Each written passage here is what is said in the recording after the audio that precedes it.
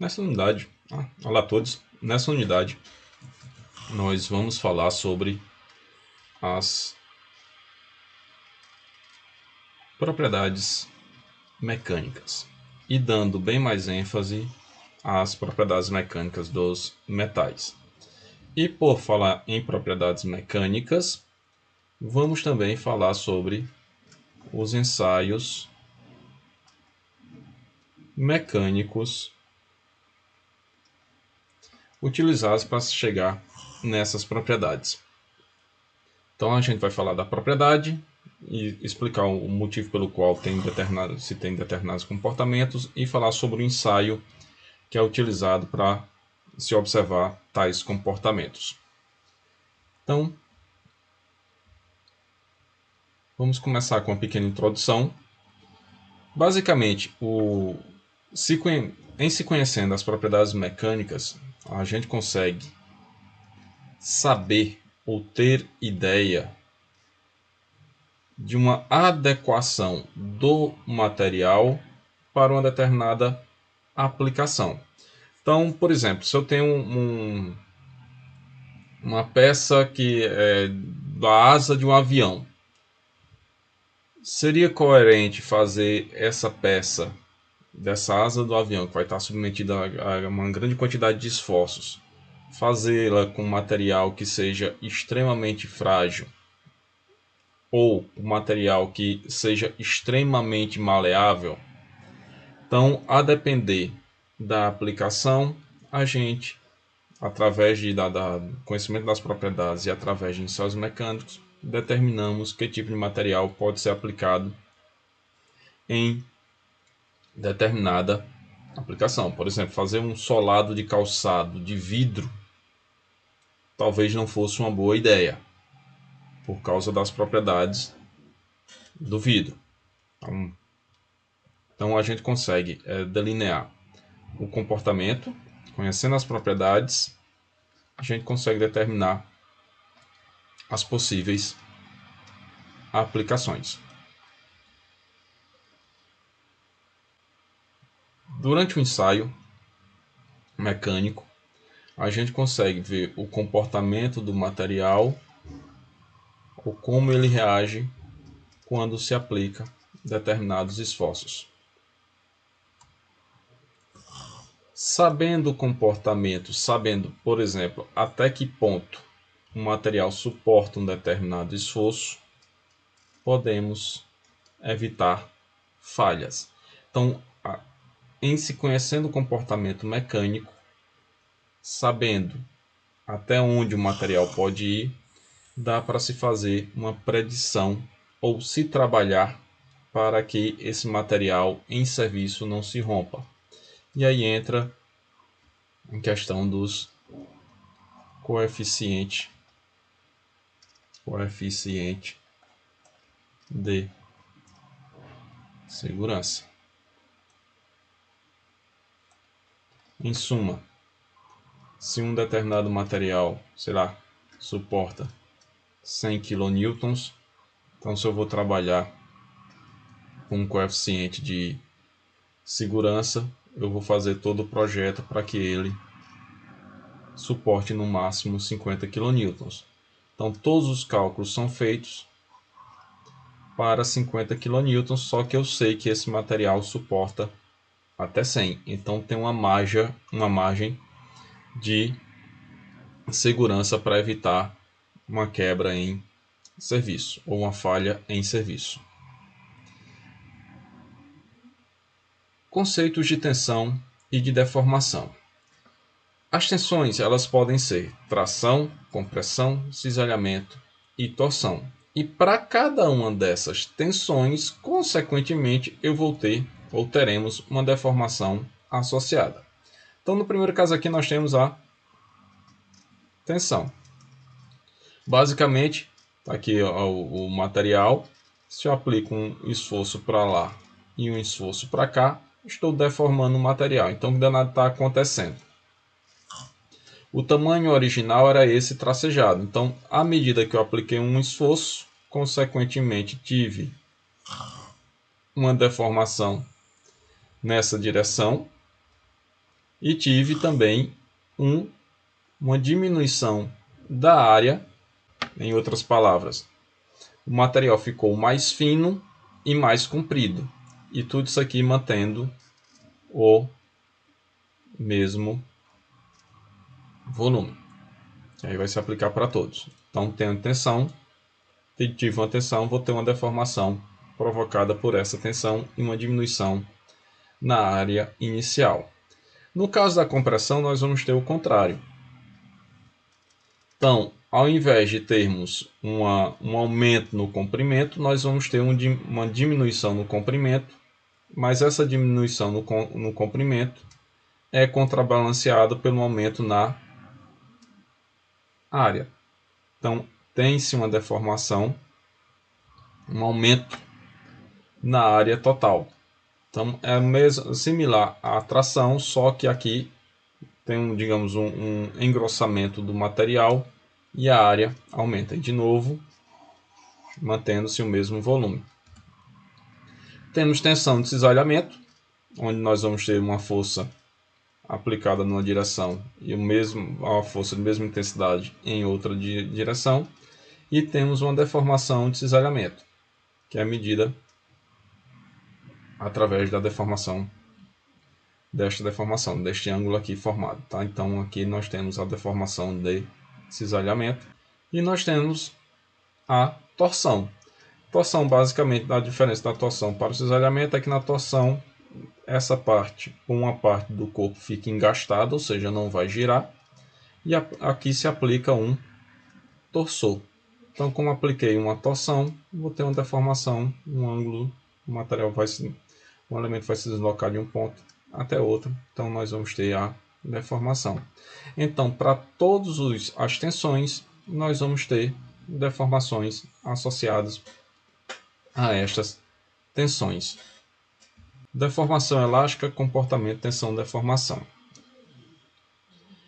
O grau no qual uma estrutura se alonga ou se deforma depende da magnitude da tensão que lhe é imposta. Para a maioria dos metais que são submetidos a uma tensão de tração, em níveis relativamente baixos, a tensão e a deformação são proporcionais entre si. Isto daqui nada mais é do que a definição da lei de Hooke. De uma mola, nós tínhamos que força era igual a constante vezes a deformação x. Então, essa constante K era a constante da mola. O que é que acontece nos materiais sólidos? Nós temos as ligações entre os átomos. Vou fazer ligações aqui bem bonitinhas. Então, quando se aplica um esforço de tração, e esse esforço é relativamente pequeno, o que é que vai acontecer? Apenas um distanciamento atômico. A distância entre os átomos aumentou, então tive uma deformação que não é permanente. À medida que eu retiro o esforço, volta tudo ao tamanho original. Então, essa deformação não permanente é uma deformação elástica, ou seja, que vai e volta, que é a mesma coisa aqui para a lei de Hooke.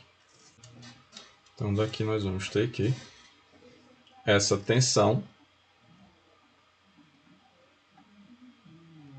será igual a uma constante, e essa constante nós vamos chamar de módulo de elasticidade ou módulo de Young. E esse trocinho aqui é a deformação. Essa deformação é uma relação entre o ΔL, que é a variação do comprimento, sobre o comprimento inicial. E tudo isso é medido dentro da zona elástica, ou seja, a parte onde de um gráfico tensão, deformação é reta. Então aqui nós temos carga, vai crescendo, retirou a carga, volta ao tamanho original.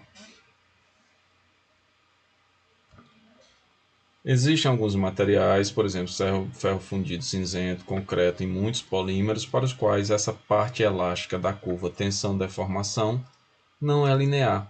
Assim, não é possível determinar o módulo descrito como anteriormente. Neste caso, se utiliza o módulo tangente ou módulo secante. Então, quando a curva, ou melhor, quando a reta não é bem reta, como diria Galvão Bueno, como nós temos uma curva nessa parte elástica, nós podemos definir uma tensão e a partir dessa tensão determinar ou o módulo tangente ou o módulo secante. Se eu defino a tensão e digo que vai ser módulo tangente, então tocar em um único ponto, traçar uma reta que passe por esse único ponto, por essa única tensão e toque o gráfico, a curva, também nesse único ponto. Então aqui nós temos o módulo tangente. O módulo secante define uma tensão e parto da origem até esta tensão. Partiu da origem até essa tensão, traço uma reta e dessa reta calculo o módulo. Mesma coisa aqui da secante, ou melhor, da tangente. Traço uma reta e através dessa reta calculo o módulo de elasticidade.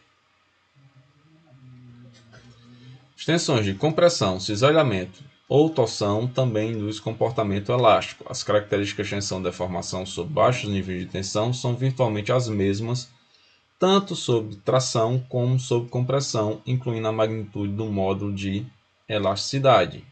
Então, tensão e compressão são muito similares às propriedades. Tá? Basicamente, a ideia é exatamente a mesma, deformar o material. Só que um está sendo uma força atrativa e outra na força de compressão. E neste caso, dentro da zona elástica, tem-se praticamente as mesmas propriedades. A tensão e a deformação de cisalhamento são proporcionais entre si através da expressão. Então, para o cisalhamento, nós vamos ter que a tensão de cisalhamento vai ser igual ao módulo de cisalhamento vezes a deformação de cisalhamento. Que se olharmos, no caso a tração, vezes deformação. Em outras palavras, é a mesma fórmula, só que mudando a nomenclatura. Tá? Então aqui é a tensão de cisalhamento. Tensão de cisalhamento, que é o módulo também de cisalhamento. E aqui a deformação. Então toda da mesma deformação, ou letra bonita. Então toda vez que é a mesma coisa, tem o mesmo sentido, os cálculos são exatamente os mesmos, tá? Dentro da zona elástica vale essas mesmas propriedades. E aqui temos a relação do módulo de elasticidade e o módulo de cisalhamento. Então aqui em megapascal e aqui em megapascal vezes 10 a quarta. Sensacional a unidade. Então temos aqui alumínio, 6,9 vezes 10 a quarta megapascal, que dá 69 gigapascal. E o de cisalhamento, 26 gigapascal, modo de cisalhamento. No cobre, temos 110 megapascal e 110 gigapascal e 46 gigapascal no módulo de cisalhamento. E aqui tem um coeficiente de Poisson que a gente vai falar um pouquinho mais lá na frente.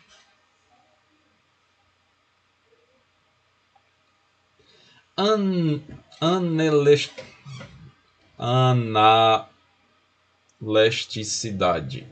Não vou conseguir falar essa palavra. Essa palavra aí, basicamente é o seguinte: todo mundo já deve ter visto propaganda do travesseiro da NASA. Inclusive, eu vou colocar a imagem aqui do travesseiro da NASA. Então, o que acontece quando se tem essa propriedade analasticidade? É um comportamento elástico dependente do tempo. Isso acontece devido a processos macroscópicos e atomísticos dependentes do tempo que acompanham a deformação. Para metais, a componente anelástica é normalmente pequena, sendo frequentemente desprezada. É importante para polímeros, onde é chamado de comportamento viscoelástico. Basicamente é o seguinte: se pegarmos,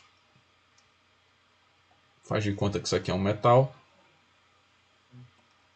e colocarmos aqui um peso de 1 kg e deixarmos passar um tempo, sei lá, muito grande. Vamos ver que com o passar do tempo, a deformação permanente que ocorreu nesse metal por causa desse peso de 1 kg é nula. Não vamos conseguir enxergar nada. Por outro lado, se a gente pegar aqui, por exemplo, um solado de um sapato,